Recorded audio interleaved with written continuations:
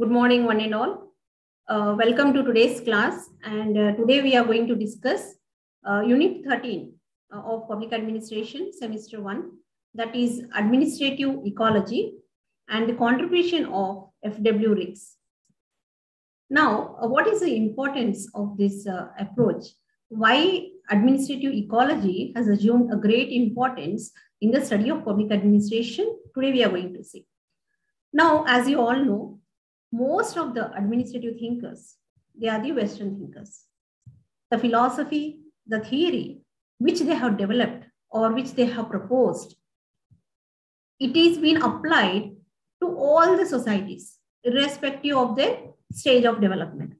Now, whether it is a developed nation or whether it is a developing nation, whether it is underdeveloped nation, so irrespective of the kind of socio-economic conditions of that particular nation or society, the Western theories are, they are proposed or, they are implemented.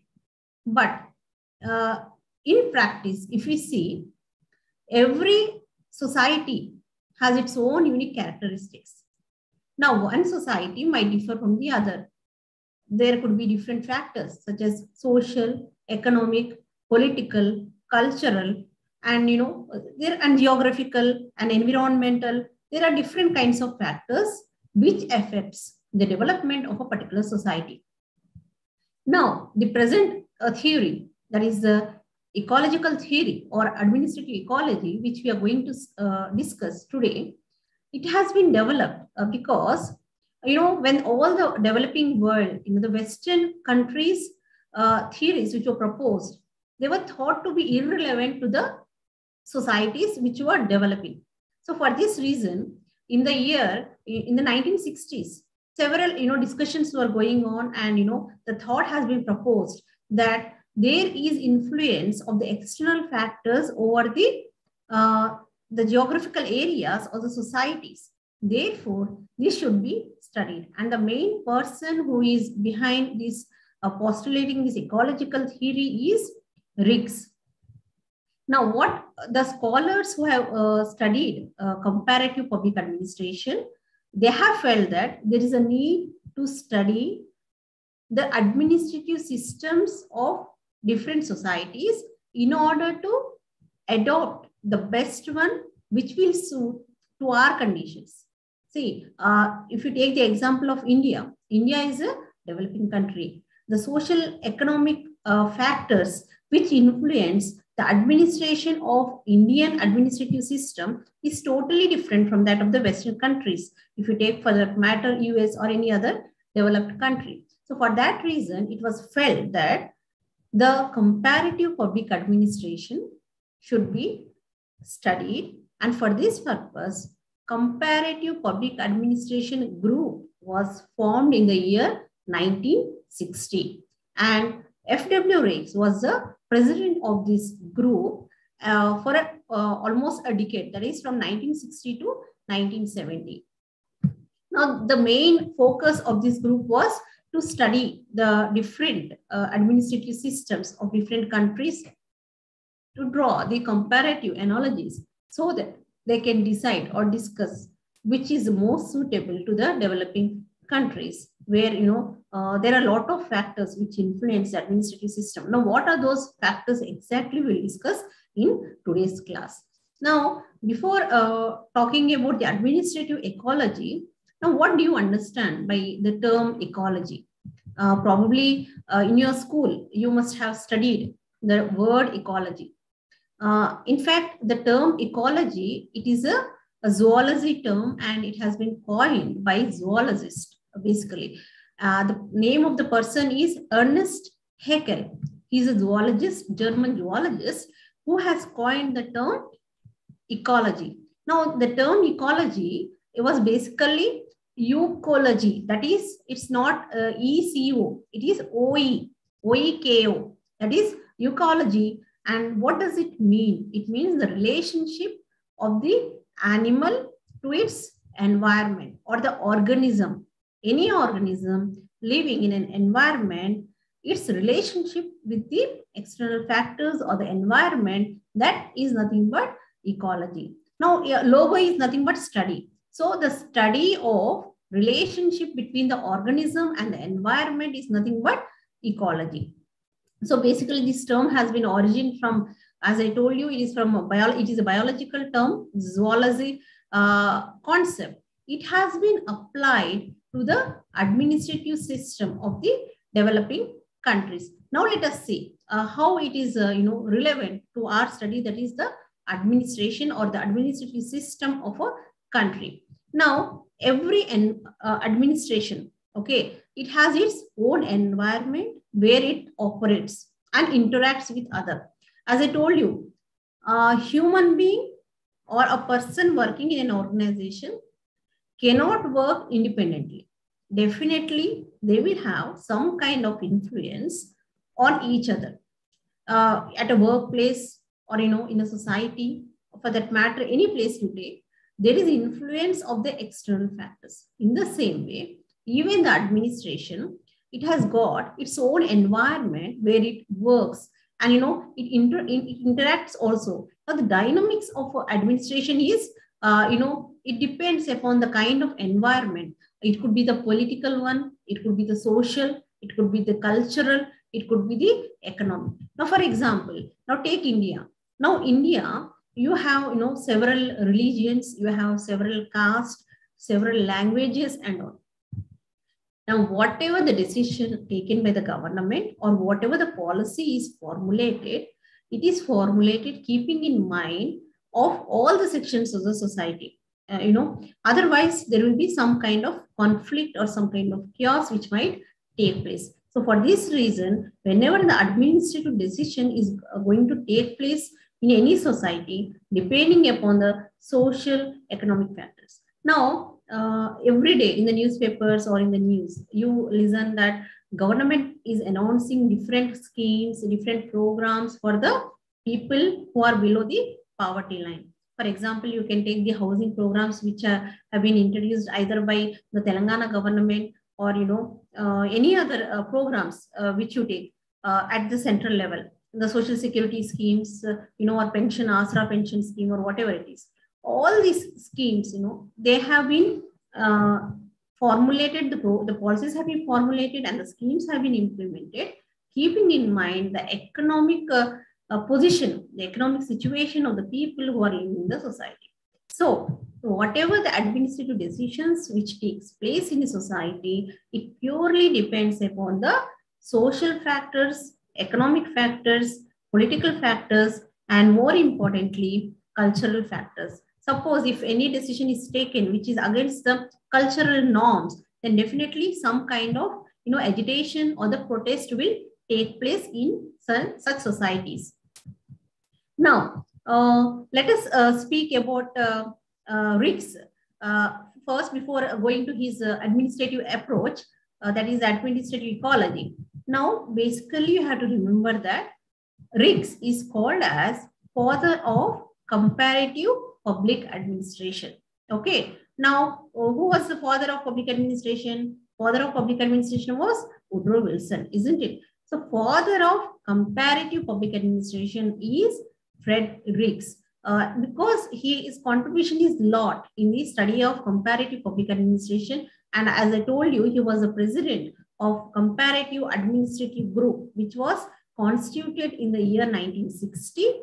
From 1960 to 1970, he was the president of that group, and he has contributed a lot for the study and the development of literature of comparative public administration. Later, when after his term was over, after 10 years, he was succeeded by Richard Gable. You have to remember this name, that is Richard Gable, which is important from the examination point of view or any competitive examination point of view.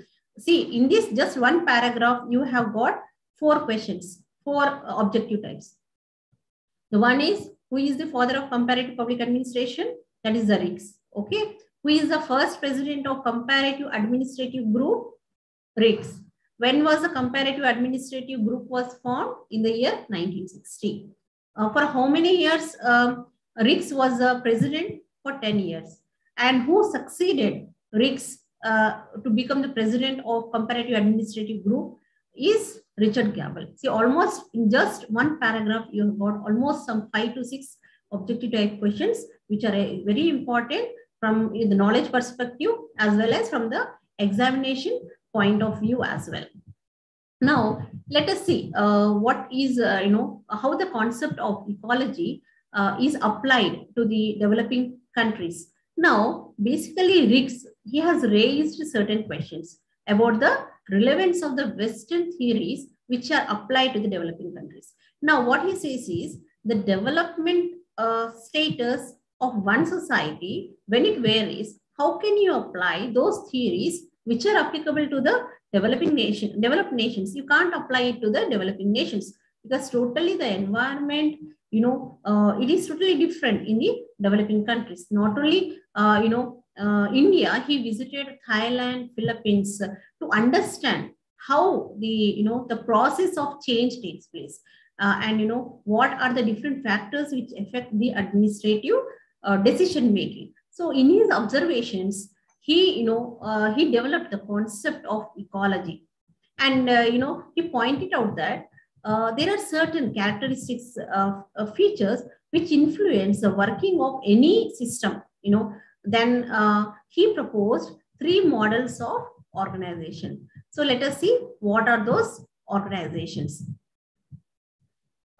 Riggs basically he divided the societies into 3 types. That is fused, prismatic, and diffracted. You have to remember these 3 names. These are the 3 models of organization or 3 types of societies which are proposed by Riggs. They are fused society, prismatic society, and the diffracted society. So he has used these 3 models in order to understand the concept of ecology to the administration. Now, what are these societies? What are its characteristic features? Let us see now. Basically, Riggs said that few societies are the traditional social systems. There are several societies which are basically traditional, where culture, norms, religions, they play a very vital role, isn't it? So few societies are those societies which are traditional in nature. Here what happens? The ascriptive values, they determine the place of a person rather than his achievements. Now, what are the ascriptive values of a person? Here, ascriptive means a person to which, gender he belongs, okay? Or to which caste he belongs, or to which religion he belongs, or to which economic status he belongs. So these are certain ascriptive values which are imbibed by an individual by birth. Okay. So in the traditional societies, basically the position of a person is determined by, by which you belong to which caste and which religion you belong, because certain societies, they give preference to their own people, where the majority of the religion or whatever the norms, whatever the culture of the land dictates, they follow those rules and regulations for the implementation of the activities or welfare programs for those people in that particular society. So these are the societies which are very traditional in nature. Now, in a few society, he says that there is a low level of differentiation in the structures. That is suppose in a few society, what happens is a particular structure performs several functions. Now, for example, if we speak about the traditional society, there are kings, isn't it? Now, king was the supreme authority in the traditional society. Now, the king was responsible for various functions. Either it is collection of the tax, for the, maintenance of law and order, or giving justice to the people. All these functions are not, dispersed to many people. They are concentrated in the hands of few. So this is one of the important characteristic feature of the fused society. Now, in contrast to that, there is a diffracted society. Now, diffracted society, there is high differentiation of, functions. There are multiple structures to perform the multiple functions. And here, your role is not decided by the ascriptive values. That is, irrespective of the caste, irrespective of the class, irrespective of the economic status or income level you belong, your achievements, you are given a position irrespective of your background or irrespective of the birth of yours in any family. It could be of any family, it could be under, it might come under any group, but your talent or merit is given importance in the diffracted societies. Then he has spoken about the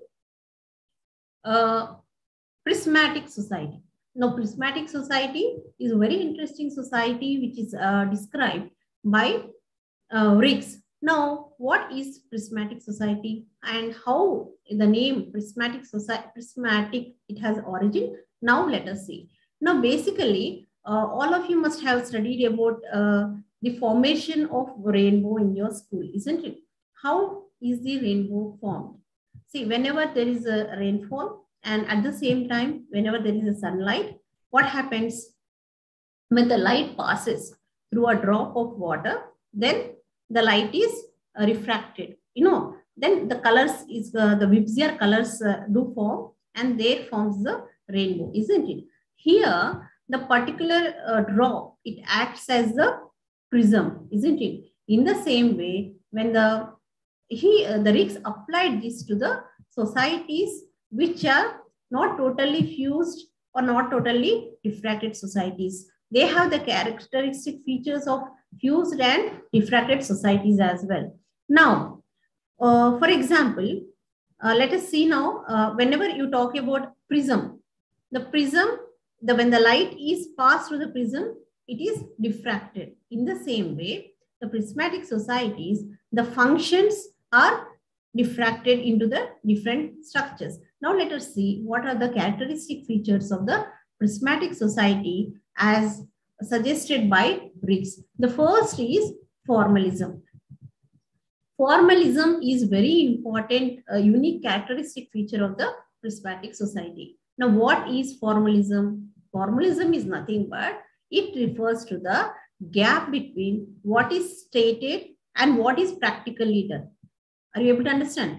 Formalism is nothing but a gap between what is stated, what is actually done. This is, a unique characteristic feature of prismatic society as given by Riggs. Now, what is the example for this? Now, for example, according to the law, okay, what is the, there is a law that there should be no dowry, isn't it? But when it comes actually to the implementation, there are many families where marriage is taking place by giving and taking dowries, isn't it? So there is a gap between what is stated, what is according to the law, but what is actually happening in the society. In the same way, law says that everybody is equal, okay, irrespective of the gender, irrespective of the caste, irrespective of the religion, irrespective of the income, everyone is equal. But when it comes to the practical, when you observe in the society, you might have come across several instances where you have experienced there's a differentiation between, the people belonging to the different sects of the society depending upon the group to which they belong. So this is nothing but formalism, which is a characteristic feature of a prismatic society. Then heterogeneity. The heterogeneity is the second feature of the prismatic society. Now, what is heterogeneity? Now, heterogeneity is nothing but it is a characteristic feature of the prismatic society where there are two diverse kind of, living, we can say, among the people. It could be the lifestyle, it could be the practices. Now, for example, the science and technology, it must have achieved a lot. And, satellites, we are talking about satellites, and the people are using planes for travel from one place to another. That is the highest, achievement of the science and technology. But at the same time, there are certain places where people still they use bullock carts, isn't it? That is a traditional way of transportation. So a situation wherein there is a high contrast between, the lifestyle of the people, or, the practices of the people, or the ideas of the people, this is called as heterogeneity. That is, there are high extremes. You find, the people who are very rich, and you find the people who are very poor, who are still striving to meet both their ends. That is a bread and butter to their families. Then overlapping. Overlapping is the third characteristic feature of the prismatic society. Now, what is overlapping? Overlapping, it refers to the duplication and repetitiveness in the functions and the structures.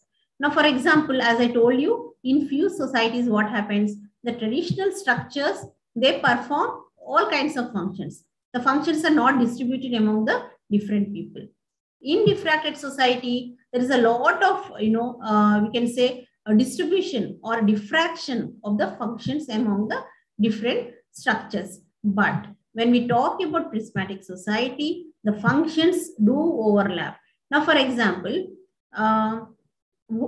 provision of education, it is the responsibility of whom? It is the responsibility of government to provide free education for all the children. That is, in order to gain knowledge and to uplift their lives, they should be given education. Or some welfare activities are being provided by the government. That is, for example, you can take self-employment schemes or skill training. The people are trained to adopt the self-employment. We can say like tailoring, or beautician courses are there. Several other small enterprises are there which the people can adopt. That is the function of the government.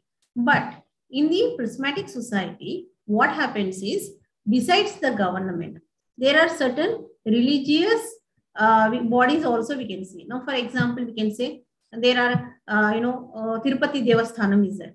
It not only performs the rituals and all, it also gives education to the children. It has established schools, colleges. Not only that, they also provide the training for the people to gain financial independence. Not only TTD, but there are few churches, there are few mosques, or there are different religious groups which they do service to the people. Actually, provision of services is the fundamental duty of the government, isn't it? But the certain religious heads also, they think providing the welfare programs, providing the basic education, food, clothing, it is also their responsibility. So here the functions are being overlapped between the different structures. So these are the three important characteristic features of the prismatic society as explained by Rix. Besides these three features, Rix has given few interesting concepts of administrative system. The first one is Sala model. Sala model, it is nothing but administrative subsystem. Coined, the term was, given, concept was developed by Rix. Now, what is this Sala model? What does it actually mean? Sala model is nothing but, Sala is a office or a bureau, we can say, in the prismatic society. Now, why this term, it is called as Sala is, there are two ideologies regarding this. The first one is, few believe that it is a Spanish term, that is Sala, which means the government office or a religious place or a chamber. Okay. Other interpretation is, Shala is a word which is used in Sanskrit. Now you must have known few words like Pathashala. Okay. Pathashala is nothing but a school. Patha is nothing but study. Shala is a place. That is Pathashala. Nartana Shala. Nartana Shala is a place where dance takes place. Shala, the word Shala is used. Then Pakashala. Pakashala is nothing but, place where the food is cooked and all. So the term Shala, which is basically the Sanskrit origin, it has been adopted as Sala. So the word Sala, it has got two interpretations. One is Spanish interpretation and the other is Sanskrit interpretation. But finally, it is adopted by Riggs to describe the administrative subsystem of a prismatic society where, it functions in the environment where, there are, especially in the prismatic societies, where there is extreme differences in the ideologies, extreme differences in the lifestyles. There is a lot of overlapping of the functions, and there is a lot of gap between what the law says and what actually it is practiced. So this is about Sala model, that is administrative model as described by Riggs. The second concept is bazaar canteen model. This is the economic subsystem described by Riggs. Now, what is bazaar canteen model? Now, a bazaar is a place where you have a lot of commodities for sale, isn't it? Now, what happens in the bazaar? When you go to a market, what do? When you want to purchase certain things, suppose you go to a market, okay, whether if it is girls, they're very fond of Sultan Bazaar and all. Suppose you go there, or if you want to buy the groceries for the, you go to the General Bazaar and all those bazaars are there, or the weekly markets which takes place near your houses, okay, for vegetables and all. Now, when you go to a market, when you want to purchase certain commodities, what do? When the seller says some price or quotes a certain price, do you just give away the amount? No. What you do? You bargain, isn't it? Now you bargain for the price which is quoted by the person in the bazaar. There are many, people who do trade in the bazaar. There could be, the people who are very sound, economically sound, or people who are very poor as well. But we do bargain in the bazaars. Now what happens?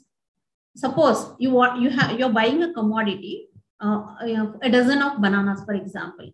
He quotes 50 rupees.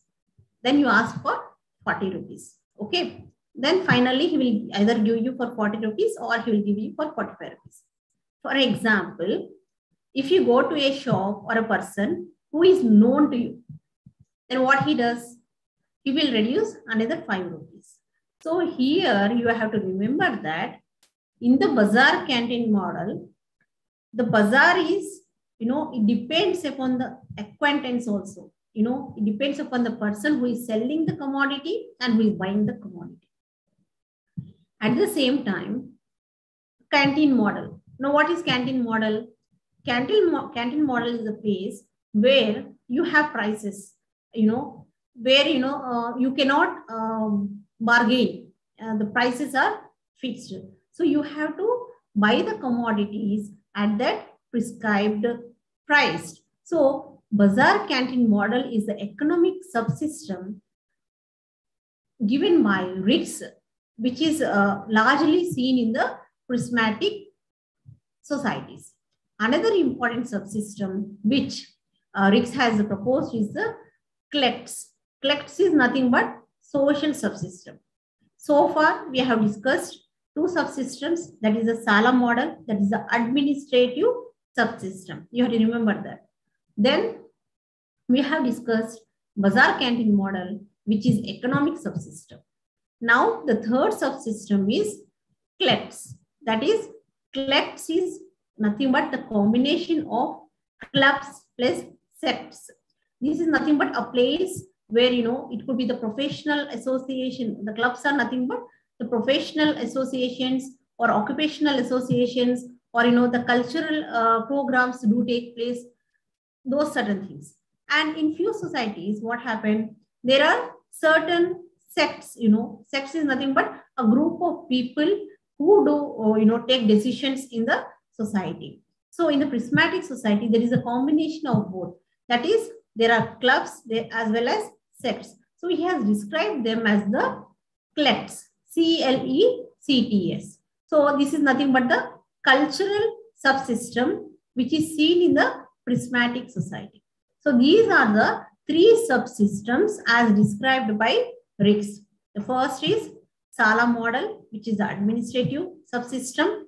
Then second is Bazaar Canteen model, which is economic subsystem. And the third is CLEPS, that is the social subsystem. So these are the different subsystems as described by RICS.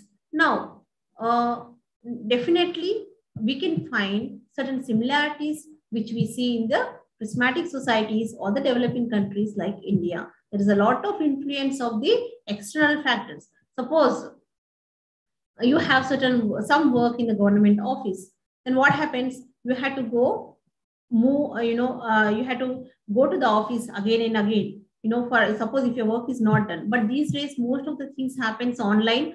That is with introduction of information technology, most of the red tapeism is, avoided, and transparency and accountability is possible in the government offices today. But we are talking about this, which was 40 and 50 years back. Then what used to happen? The people had to move in they had to go to the government offices again and again to complete their work.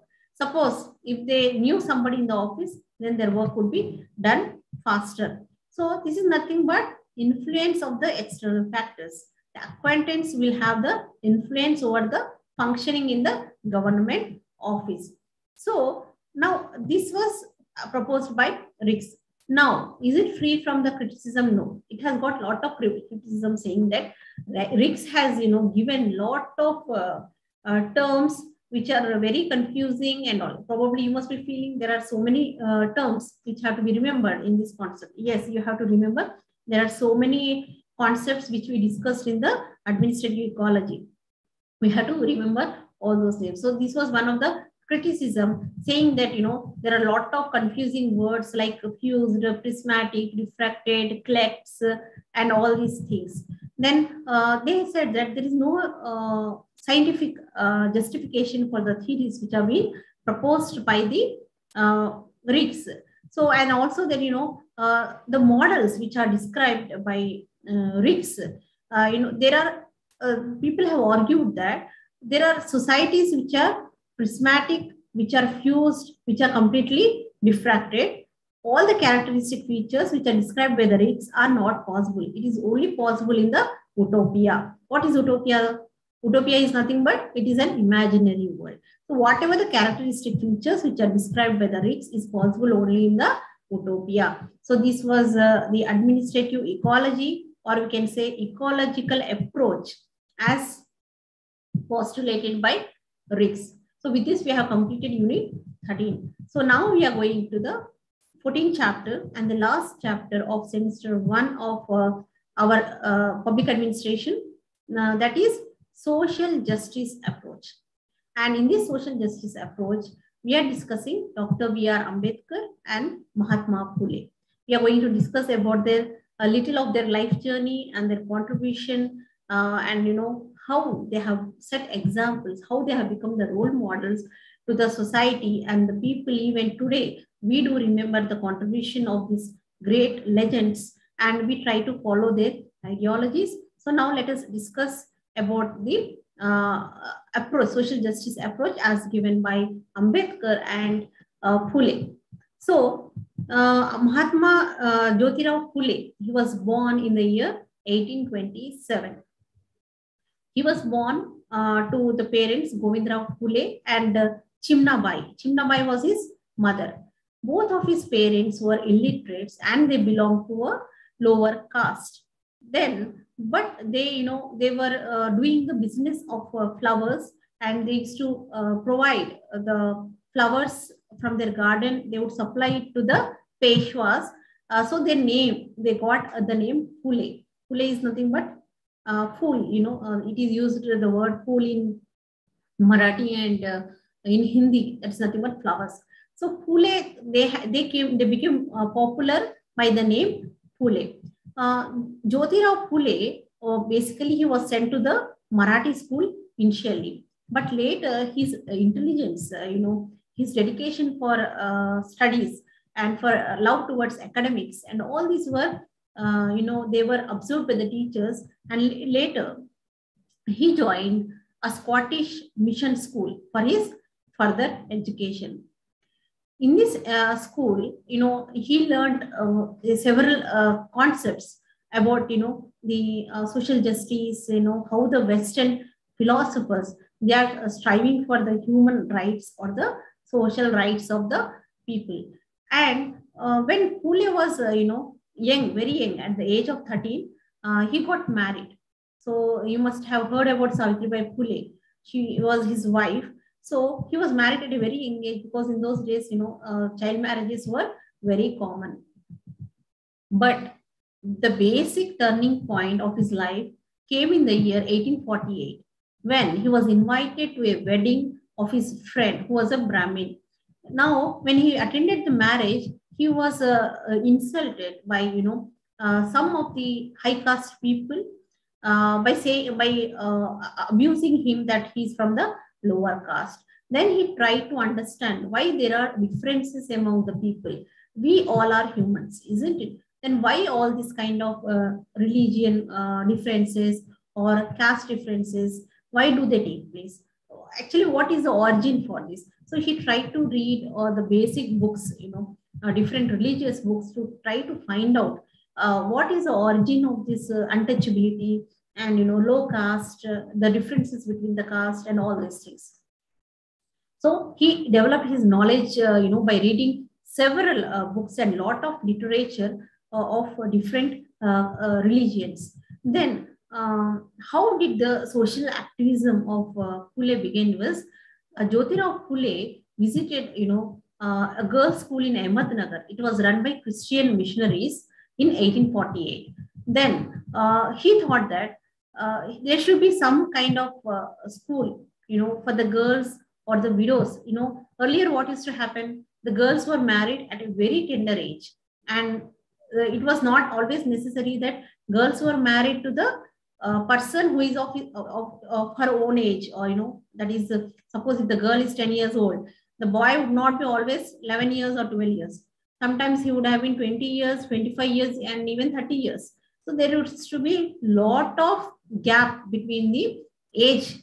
So what used to happen? There were no proper medical facilities also in the olden days. Then the the man would die early. That is, the husband of the girl would die very early. Then these girls used to become widow at the very tender age. That is even below 15 years or sometimes below 20 years.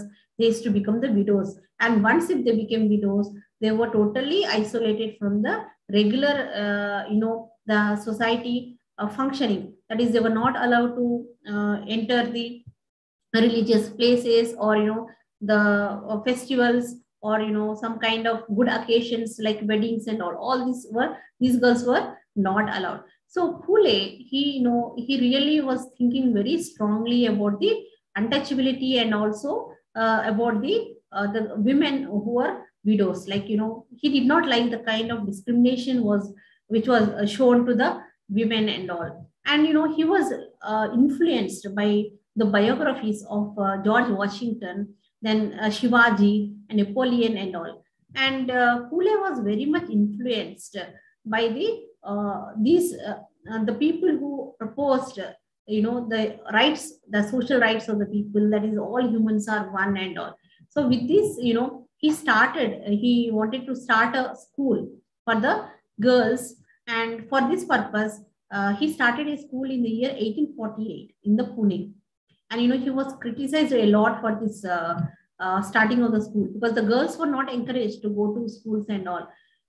With the help of his friends, nobody gave him a place to start a school, because when they came to know that Phule is going to start a school for girls, they thought it is against their religion, it is against their ideology. So for that reason, no people came forward to give the place for education, for establishing a school. So then one of his friend by name Usman Sheikh and his sister Fatima, they helped Phule, in establishing the school where the children of lower caste, they came, and the widows, they also were educated. And for the widows, he has established a home. And also another important challenge or important issue which was there during those time was the girl child. There was a lot of female infanticide. The girls were, killed either in the womb or, when the girl was born. So in order to prevent that, Phule has started a school, home, and, a place wherein orphan home, we can say, or the home where these girls, young mothers would come with their girl child. So whatever the ideology today we are talking about equality, or abolition of the infanticide and all these were thought, and they were put into implementation by Phule in 1850s only. Then Phule, not only Phule but his wife Savitribai Phule also, she strived for the education of the women. It is said that she faced a lot of hardships while going to the school to teach the girls. She was thrown with her dress would be spoiled with the kind of the stones, or whatever they used to throw on her, all the other things. So with that, she used to carry one extra sari with her, and she would change in the school. So can you imagine the kind of hardships they underwent for the education of the girls and the lower caste people? And today we have several opportunities to study. So why don't we utilize these opportunities? Whatever the opportunities are given by the government or our parents. See, these days, the parents are, they are encouraging the children, they're allowing the children to go to not only schools, but higher education. But are the children utilizing the opportunity to study, or the facilities being provided by the parents? These days, we see there is a lot of influence of, outer world. It could be the friend circle, or the social media, or internet, television, or cinema, whatever it is. The kind of influence. See, I don't say there should be, you should not watch movies, or, you should not have friends. But you should be able to realize, you must be able to have that kind of wisdom, what is right and what is wrong, what is good influence and what is bad influence. There were days when people used to strive very hard to go to the schools and the colleges. But today we have a number of opportunities. Even if you can't go to the school regularly because of our certain problems at home, you are attending through Open University, isn't it? So this is nothing but a kind of opportunity being provided to all of you. So you have to make best of it. Being at your home, being at your workplace, you are able to listen to the class without even going to the classroom, travel a long distance and all. So these are the facilities being provided. With the time also, there are a lot of changes. That is technology. We are using technology and all. So you have to see in what way the technology can be used in the best way, but not in the wrong way, so that we can lead a good life and bring good name to our parents who strive for us, isn't it? So this was back to our lesson. I was talking about the kind of hardships Savitribai Phule was facing when she wanted to teach the children where they had no facilities and there were no support from the society. But later on, the people began to realize the importance of the education, and they realized the kind of ideology which was, taught by Phule couple. Then, people started to encourage them and support them. So another important thing which I would like to discuss in the class is the book Gulamgiri. Gulamgiri is the book. It is written by Phule.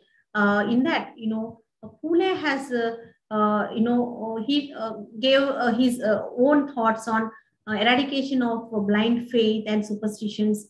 And he also thanked the Christian missionaries who supported for the education, whether it is the girl education or establishment of the schools during those times. So what they felt that for the caste discrimination, the only way is education of the people. They must understand that each and every human being is one. There is no difference between the people belonging to the different castes, different religions, different sections, and different genders. And he established Satya Sodak Samaj. Now he was the first president for Satya Sodak Samaj. It was established by Jyotiba Phule. It was, to spread the rational thinking and, to reject the traditional way of discrimination between the people. They propagated that all people are one, and they have taken up several welfare activities for the welfare of the people. So this was the contribution of Jyotiba Phule. Now we are going to discuss about Dr. B.R. Ambedkar's life and his contribution.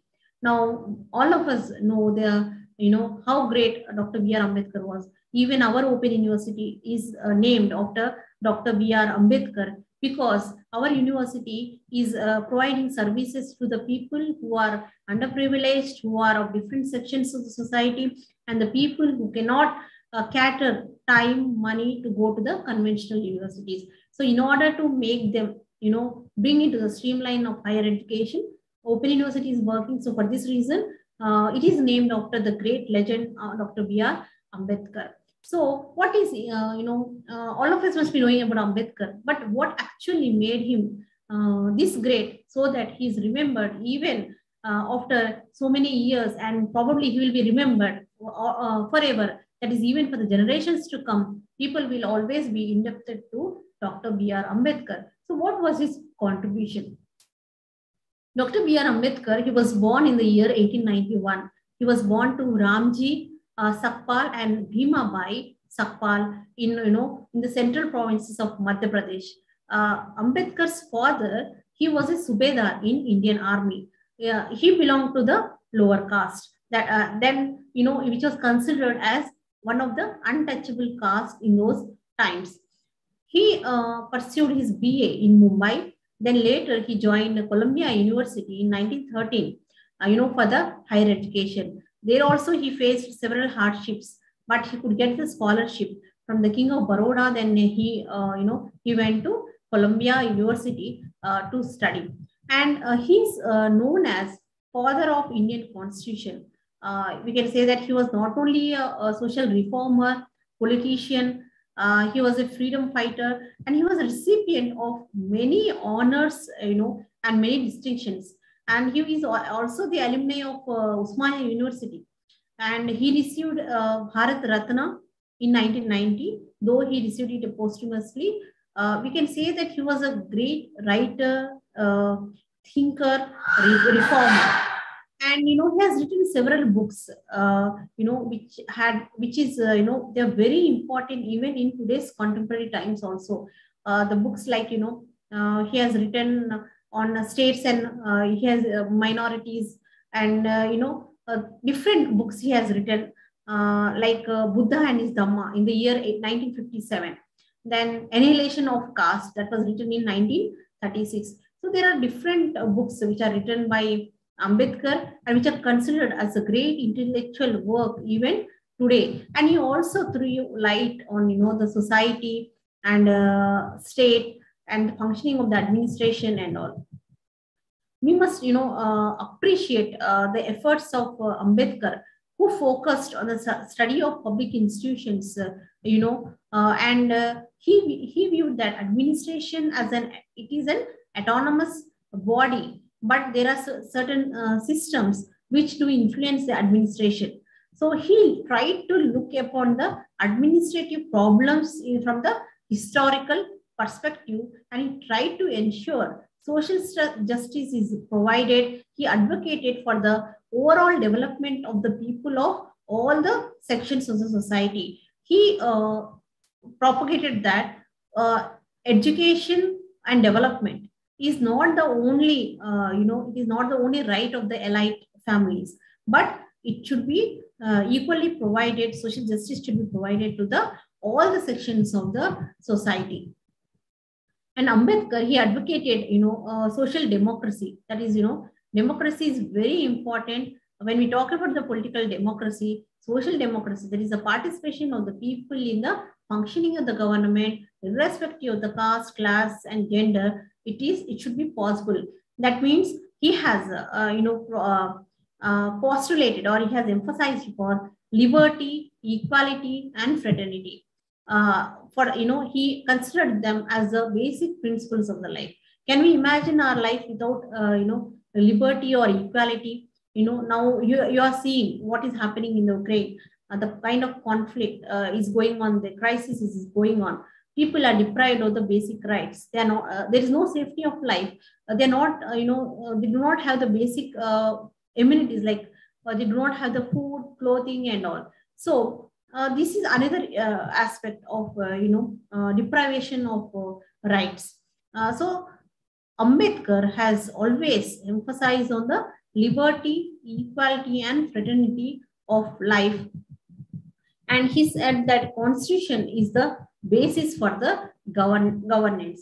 And only through constitution, we will be able to achieve the whatever the goals of democracy and whatever the goals of a country are there. Definitely, we are going to achieve it only through the constitution, which which was framed by a committee and Ambedkar was the chairman of the drafting committee of the constitution. Then Ambedkar also he argued for the representation of the disadvantaged sections, not only in the political but the administrative power structure. See, earlier how it used to happen, there the recruitment or appointments were taken place depending upon the caste and class and religion. So certain castes were deprived from entering into the administrative services. So he has emphasized for their representation also. This is nothing but representative bureaucracy. It's the bureaucracy where the people belonging to the different sections, they do find, they are appointed or they have a place in the bureaucracy, in the functioning of the administrative work. So that is nothing but representative bureaucracy. Then, we can say that Ambedkar's views, they are very much relevant to the present times also, because he has contributed a lot. Now, whether it is, he had very, I can say, he was thinking much ahead of his times. He was the person responsible for, setting up of employment exchanges or, the different projects, the irrigation projects, that is the Damodar Valley project, Hirakud project, all these, he is the person behind this.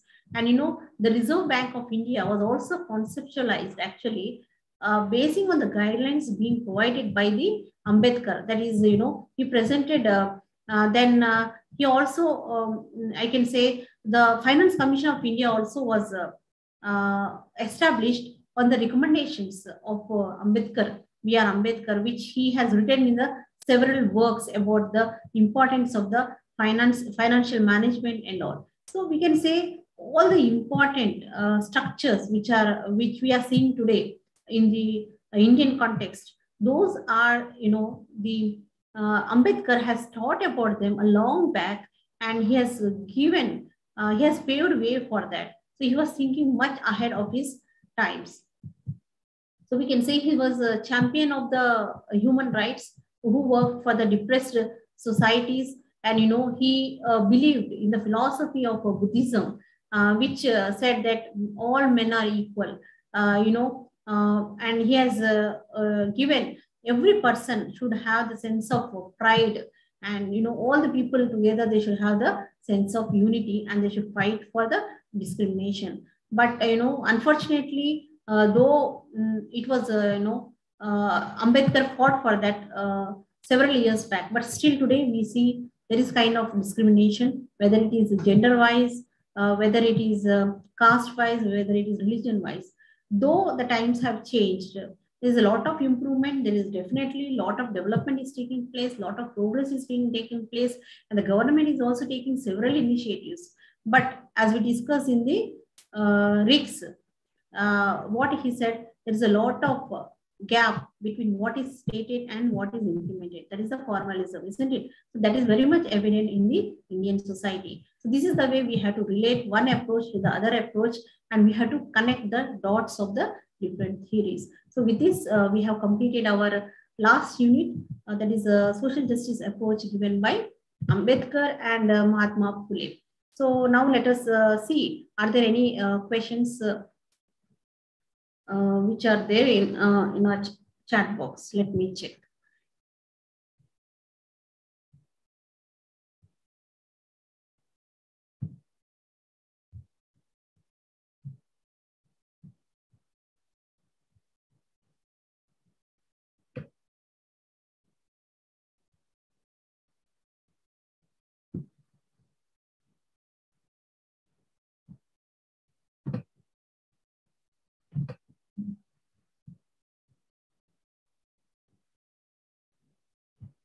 Rix, can you explain Rix?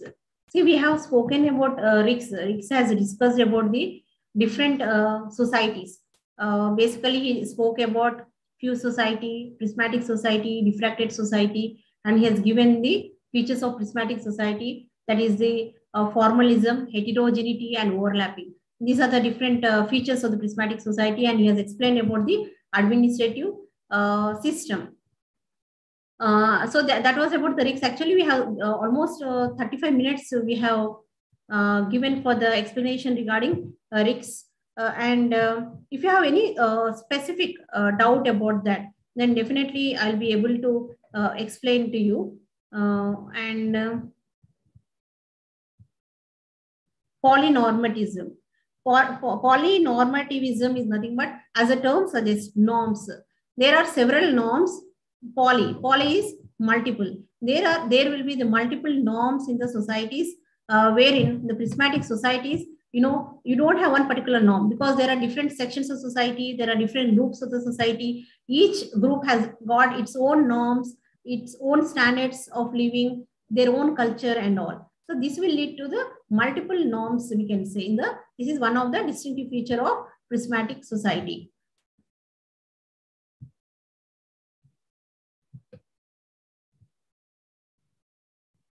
Representative bureaucracy. See, just now I have spoken about representative bureaucracy. Representative bureaucracy is nothing but, what is bureaucracy? As we have discussed in the previous classes, that is in the classical theory and Weber's bureaucracy.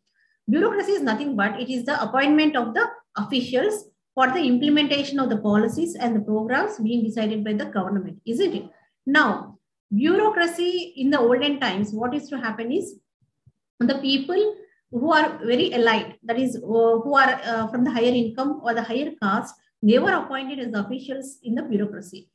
Ambedkar, he has emphasized for the representative bureaucracy. Representative bureaucracy is nothing but a bureaucracy wherein there are people from the different sections of the society. Today, for civil services, any one of you can apply. Whether you belong to the general category, whether you belong to the backward class, whether you belong to the scheduled caste, scheduled tribes, or whether you're a minority, whoever you are, irrespective of your caste, irrespective of your religion, irrespective of your section, you are eligible to write the civil services examination. That is to become the part of bureaucracy, isn't it?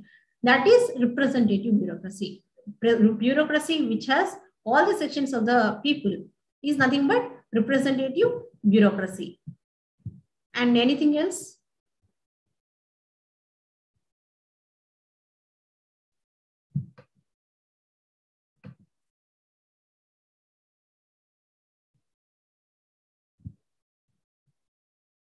Pessimistic, as I told you.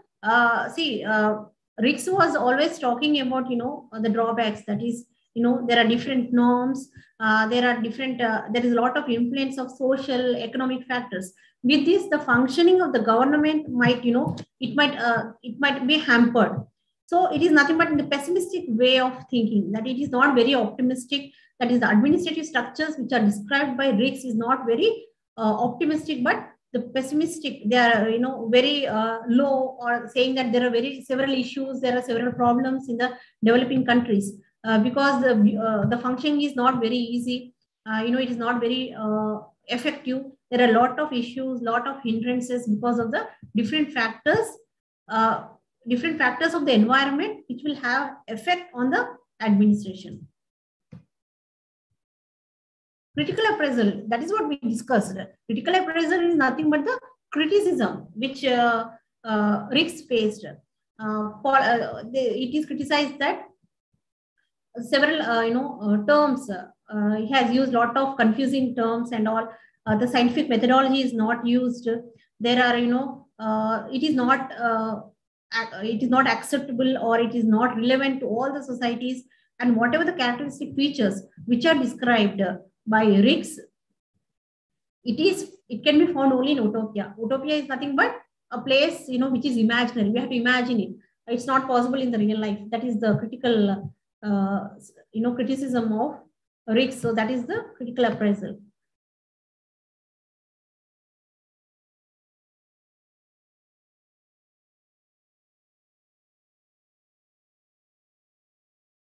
Okay.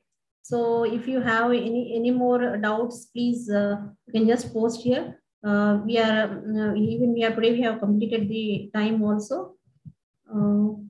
Let me check finally if we have any questions.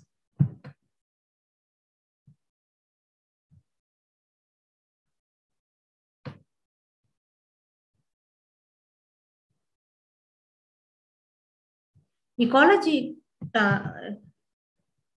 we have discussed about the term ecology, isn't it? The ecology is a term, it is the relationship between the people and organism. See, basically it is a zoology term which has been coined, that is, it speaks about the relationship between the organism and the environment. So basically it's not an administrative term, but RICS has adopted the term ecology to the administration because he wanted to study the influence of the environment to the functioning of administration. The term ecology was coined by German zoologist by name Haeckel, Haeckel, Haeckel. He was a person who coined the term ecology.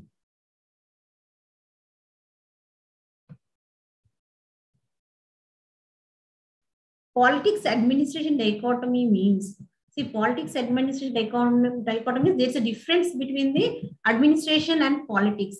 Administration is a structure where you implement the policies being framed by the politics. This we have discussed in the first class, and tomorrow what we will do is we will discuss all the topics little briefly, okay, so that if anybody have missed the classes, then you can just get covered in tomorrow's class. So with this, I think it is clear to all of you. And with this, I'm going to close today's session.